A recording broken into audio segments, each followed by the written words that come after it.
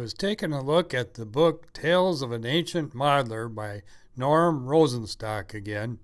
The favorite part of the book is where he describes as a 14-year-old kid living in the Bronx, traveling by subway to Van Cortlandt Park to fly ignition-powered free flight models.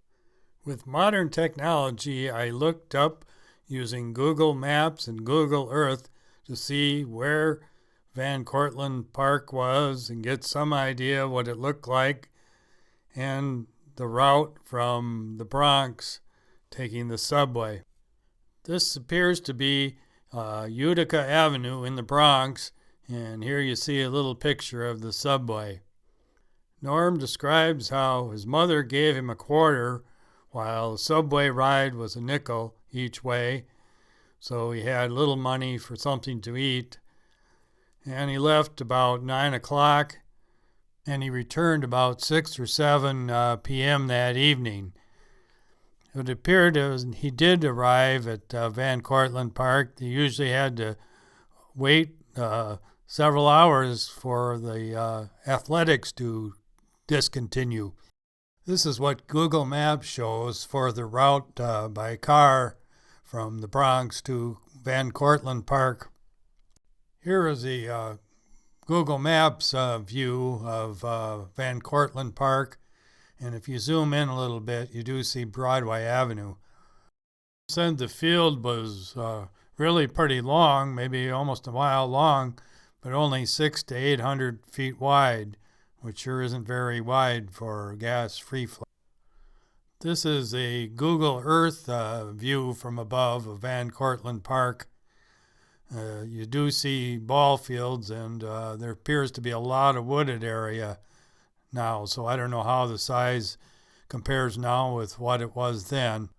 So next I looked up the Van Cortlandt Park website, and it appears there's many activities going on there, but it doesn't really appear that model aviation is part of it.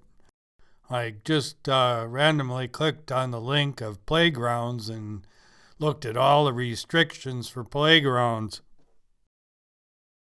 Bicycles, skates, skateboards, and scooters are prohibited, as are pets. Norm describes how he gave up eating lunch for several weeks so he could save his lunch money to pay for a Forester 29. This is a Forester 29 that I have, but I see this is a glow engine where his was ignition. The really sad part was the timer didn't work on the first flight, and he lost the airplane on the first flight. This is a picture of Larry Davidson's Lanzo bomber. Larry knew Norm, and he was mentioned in the book. And this is a brown engine that Larry owns. I'm just going to finish up the video with some pictures of some ignition planes. This is a swoosh that Simon Blake had built, and I saw him fly it one evening at the Nats.